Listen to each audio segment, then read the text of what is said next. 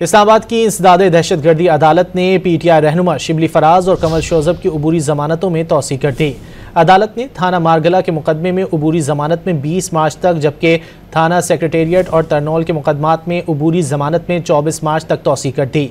अदालत के बाहर सहाफ़ी ने सवाल किया कि मौलाना फजलुर रहमान तहरीक की क़यादत करें तो आप साथ देंगे, जिस पर शिबली फराज ने जवाब दिया कि इस मकसद के लिए कोई भी साथ आए तो साथ देंगे। चीफ जस्टिस से मुलाकात में बानी की रिहाई से मुतालिक सवाल पर शिबली फराज ने कहा, बानी PTI ऐसी रिहाई नहीं चाहते, वो चाहते हैं कि उन्हें इंसाफ मिले।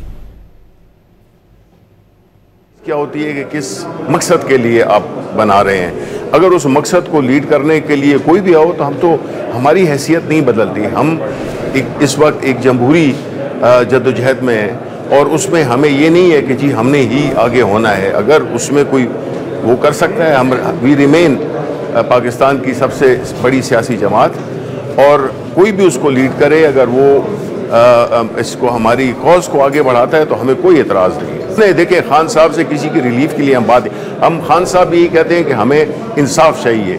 इस तरह के ट्रायल्स नहीं जिस तरह की चल रही हैं। सारे वज़ीर आज़म उनके ट्रायल ओपन कोर्ट में हुए हैं, क्यों इमरान खान का कोर्ट वो उसमें जेल में ट्रायल हो रहा है?